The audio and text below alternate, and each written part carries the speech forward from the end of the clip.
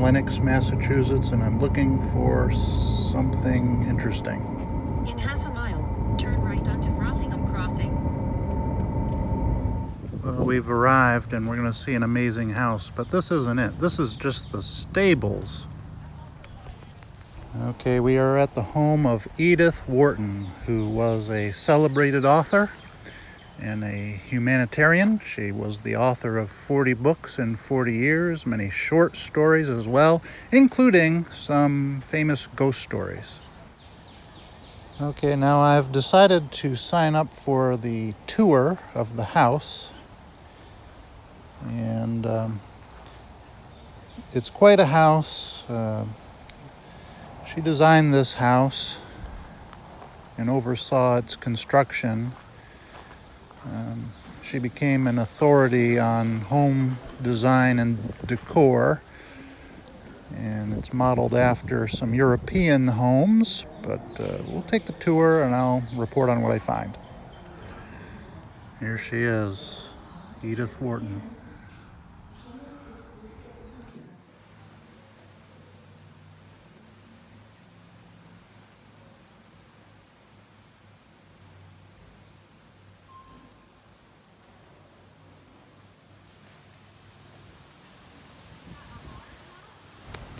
Okay, I've taken the tour and I'm excited to share a few things with you about Edith Wharton. Quite a person.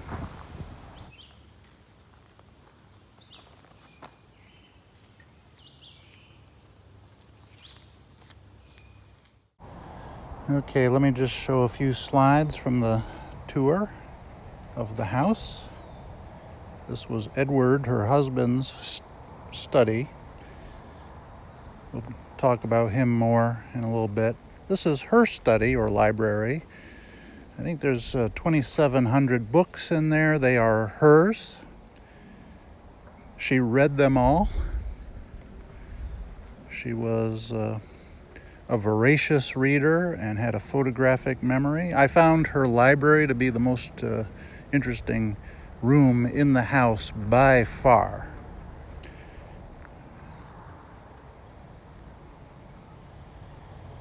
And this is the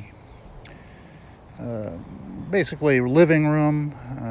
There was another name for it, but it's where they would retire after dinner in the evening.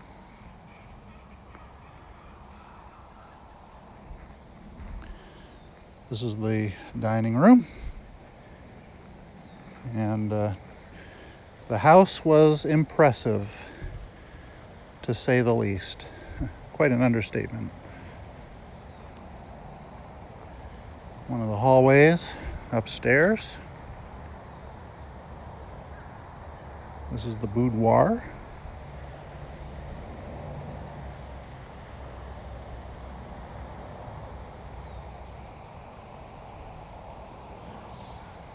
And here is, coming up, here is her bedroom. She did her writing in the morning before she got out of bed. She would sit in bed and write and then drop the pieces of paper onto the floor, which would be then collected by her secretary. And the secretary would put it into a more presentable form and kind of decipher her notes. Okay, I'm now gonna just explore the grounds a little bit and tell you some more about this amazing woman.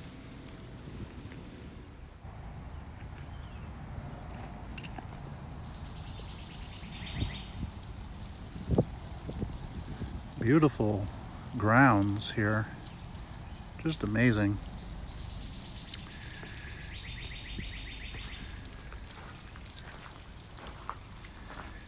Oh yeah, this is just amazing in here. So just gonna take this in for a second, and then I'll tell you about Edith's biography a little bit. Look at the house, just stunning.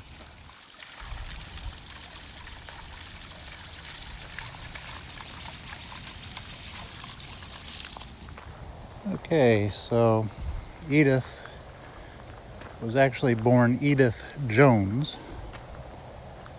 Her father was Frederick Jones, mother Lucretia Jones, aka keeping up with the Joneses. So they were wealthy. They were not as rich as the Vanderbilts, but they were definitely wealthy. And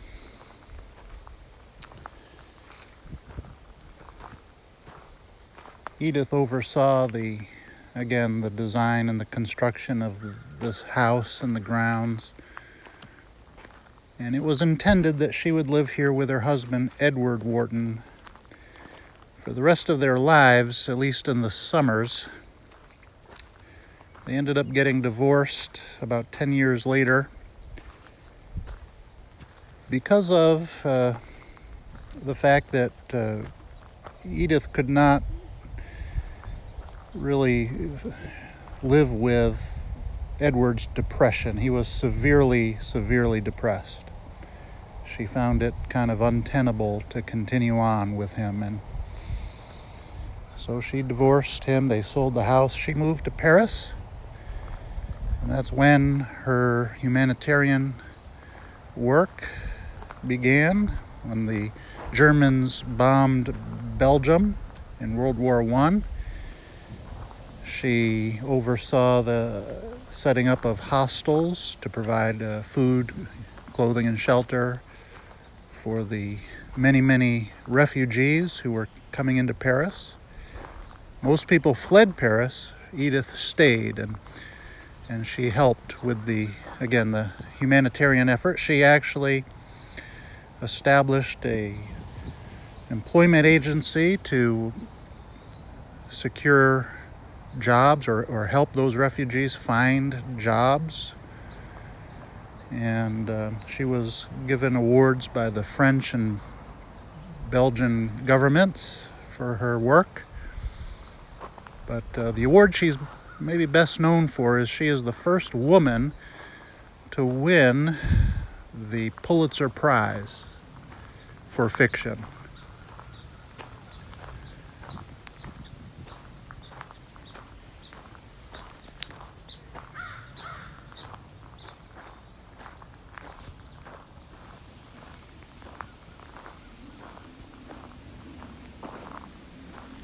Yeah, this is just so impressive. Another beautiful little courtyard and fountain. And it's interesting that this historical landmark, national historical landmark, is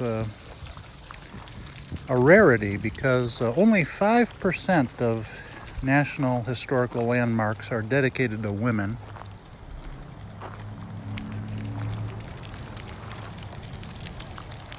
I mean, look at this.